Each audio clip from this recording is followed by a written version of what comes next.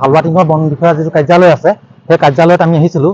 অলপ সময় আগতে আমি দেখি আহিছোঁ যিটো হালুৱা টিংটো গেলেকী যিটো লাডৈগড় পথ, এই পথটোৰ চাৰিওকাষে থকা যিসমূহ গছ গছনি আছে সেই গছসমূহৰ যিসমূহ ডালেই হওক বা গছেই হওক কাটি থকা আমি দেখি আহিছোঁ।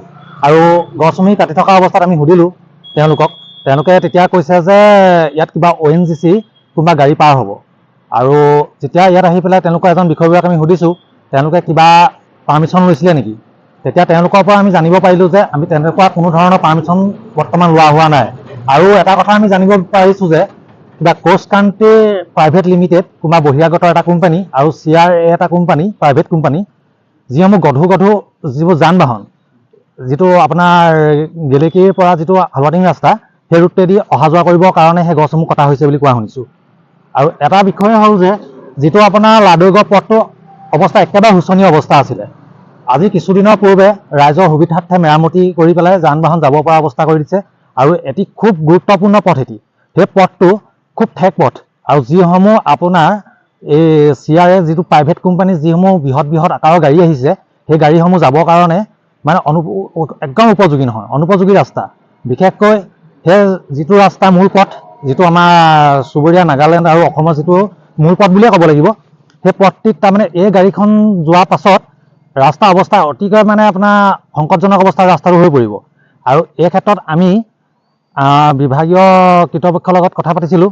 জিলা উপায়ুক্তক এখন স্মাৰকপত্ৰ দিম আৰু তাৰ পাছত যদি কোনো ধৰণৰ ব্যৱস্থা গ্ৰহণ নকৰে 24 ঘণ্টাৰ পাছত আমি যিসমূহ কোম্পানীৰ আপোনাৰ CRA যি প্ৰাইভেট কোম্পানী আছে এই গাড়ীসমূহ আমি বন্ধ কৰিবলৈ বাধ্য হ'ম। বিশেষকৈ জাতীয় সংগ্ৰামী সেনা অসমে এনেকুৱা এটা মানে ৰাইজৰ জীয়াতু ভোগাকৈ ৰাস্তা অৱস্থা কৰিব আমি কেতিয়াও নিদিওঁ।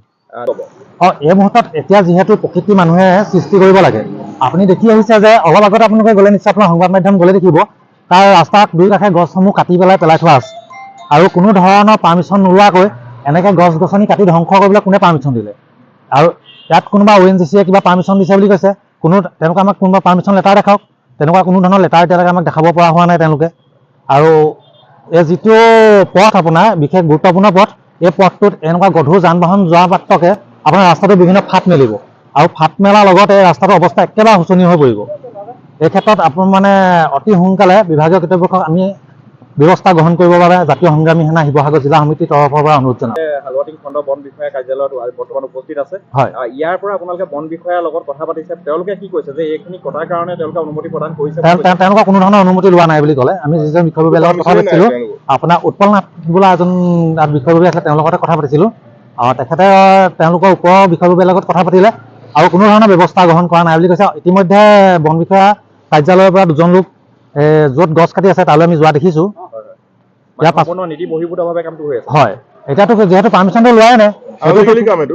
হয়, এতিয়া যি হ'ল আপোনাৰ খণ্ড বন বিষয়া কাৰ্যালয় আছে, তেওঁলোকৰ ব্যৱস্থা গ্ৰহণ কৰিবৰ কাৰণে আমি দাবী জনাইছোঁ। কাৰণ আজি দেখিছে আপোনালোকে যে যিটো চিষ্টেমত প্ৰকৃতি তেওঁলোকে ধ্বংস কৰি আহিছে, এই কথা হ'বলৈ হ'লেতো ৰাস্তাৰ চাৰিওকাষৰ গছ গছনিসমূহৰ ডালপাত কাটি তেওঁলোকে নাইকিয়া কৰিব।